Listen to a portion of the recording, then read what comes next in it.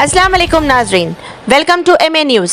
माधवी लता जी, आप क्या चीज हो? अगर मोदी जी भी यहाँ आके इलेक्शन लड़ लेना तो वो भी हार जाएंगे। प्राइम मिनिस्टर उज्ज्वला योजना लेके आए थे जो सिलेंडर देना था औरतों को। मैक्सिमम प्रतिशत मुसलमान घरों के औरतों को गए हैं। तो मैडम, क्या मोदी जी अपने जेब के पैसे से जो है खुद के पैसे से ये सिलेंडर्स बांट रहे औरतों में? All are paying taxes, all citizen are equal. साहब, ये राजा सिंह भाई की प्रॉब्लम नहीं है। पूरे देश में जब भी स्त्री को जब मौका मिलता है तो थोड़ा बहुत तो जरा प्रॉब्लम तो होती है ना साहब। तो मैडम, कई सालों से बीजेपी में कई महिलाएं हैं जो कई साल से काम कर रहे हैं, उनको टिकट नहीं दिया। आप तो पार्टी में भी नहीं थी। आप खुद एक बहुत बड़े लुटेरे हैं जिसकी वजह से आपको भारतीय जनता पार्टी ने टिकट दिया। विरिंची हॉस्पिटल ने जो कोविड के टाइम गरीब और मजबूर लोगों को जो लूटा है, जो इतने सालों से गरीबों का खून चूस रहे आप, वो पैसे के दम पर आपको भारतीय जनता पार्टी ने टिकट दिया।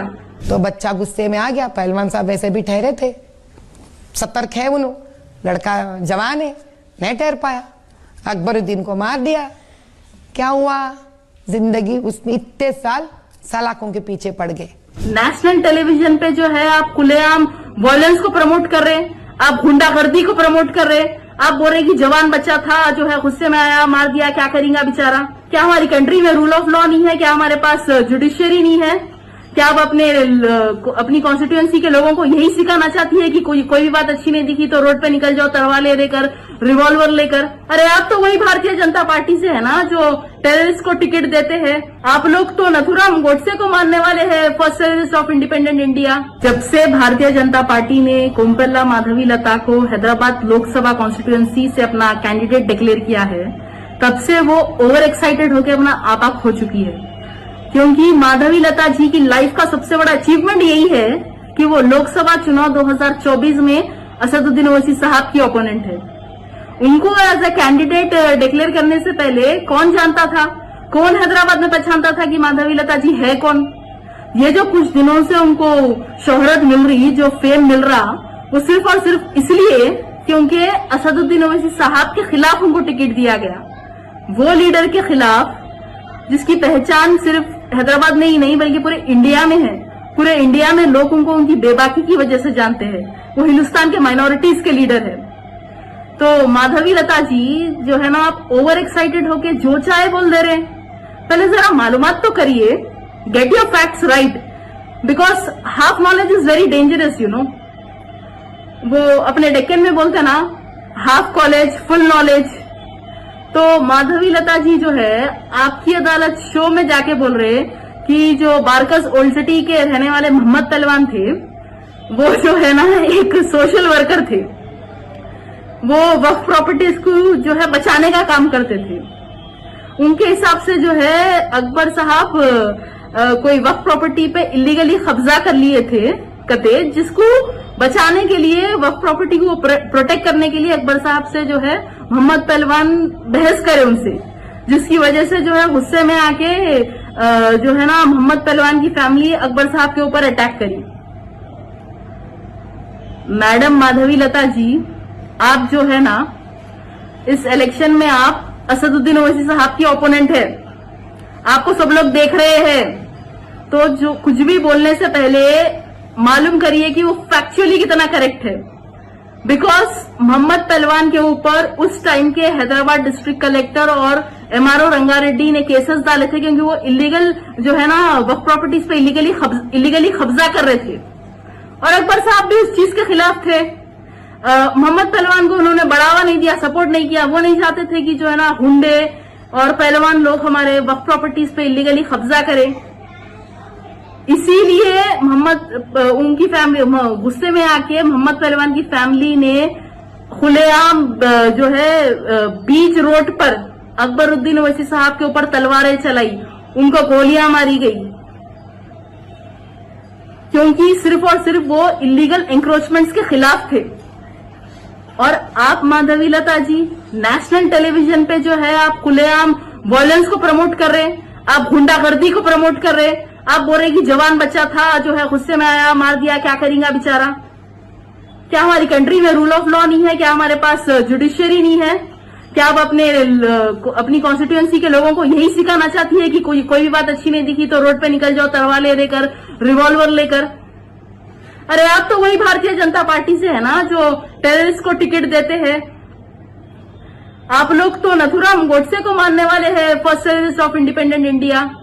और जो रिसेंटली बेंगलुरु में रामेश्वरम कैफे में ब्लास्ट हुआ, उसके पीछे भी तो एक बीजेपी वर्कर का ही हाथ है।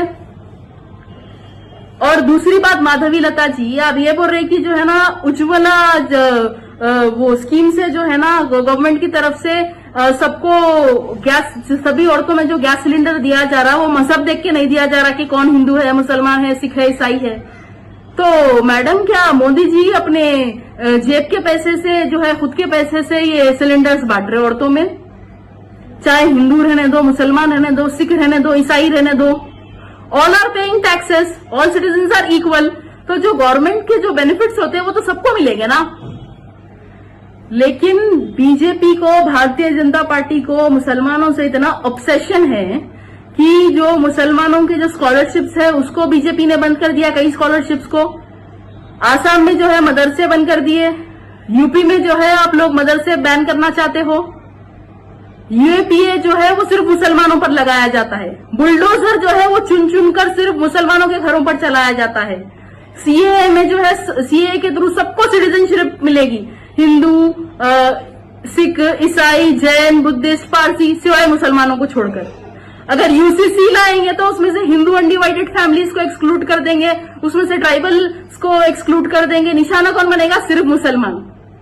कर्नाटका में जो है, कर्नाटका के स्कूल्स में पगड़ी, तिलक, बिंदी, सिंदूर, कड़ा, कलावा सब अलाउ करेंगे सिवाय हिजाब के। लेकिन फिर भी जो है ना कुछ जगहों पे बीजेपी का सेक्युलरिज्म दिखाई देता है। मोदी सरकार की हुकूमत में हिंदू, मुस्लिम, सिख, ईसाई सभी मजहब के लोग जो है ना गरीब है, परेशान है, बेरोजगार है, युवा, किसान, मजदूर सब परेशान हाल है। पेट्रोल, डीजल और क्रूड के दाम सबके लिए बढ़े हुए हैं। 15 लाख किसी के भी अकाउंट में नहीं आए। फायदा तो सिर्फ 2 फैमिलीज को हो रहा ना, अडानी और अंबानी के परिवार को।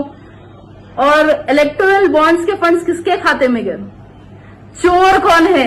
तड़ीपार कौन था? और मैडम माधवी लता जी, आप खुद एक बहुत बड़े लुटेरे हैं जिसकी वजह से आपको भारतीय जनता पार्टी ने टिकट दिया। विरिंची हॉस्पिटल ने जो कोविड के टाइम गरीब और मजबूर लोगों को जो लूटा है, जो इतने सालों से गरीबों का खून चूस रहे आप, वो पैसे के दम पर आपको भारतीय जनता पार्टी ने टिकट दिया।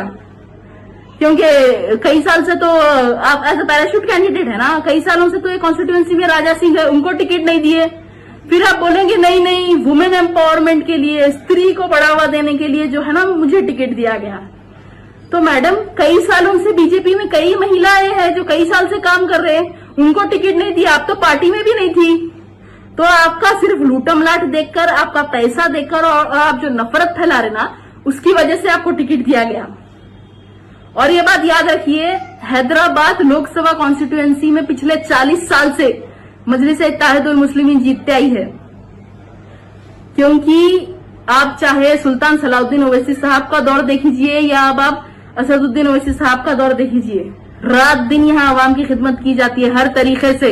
24 hours are leaders are accessible to the local public. और मजहब देख के काम नहीं किया जाता, हर मजहब के लोग दारुसलाम में आते हैं। इतने सालों से कई लाखों गरीबों की मदद मजलिस ने की है।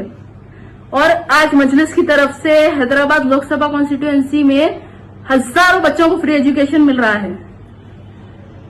हैदराबाद में मजलिस को चाहने वाले, असदुद्दीन ओवैसी साहब को चाहने वाले हजारों लोग हैं, हिंदू मुसलमान सब है। तो माधवी लता जी, आप क्या चीज हो? अगर मोदी जी भी यहाँ आके इलेक्शन लड़ लेना तो वो भी हार जाएंगे। तो आप ये मजलिस-ए-इत्तेहादुल मुस्लिमीन को हैदराबाद में कमजोर करने का ख्वाब देखना छोड़ दीजिएगा।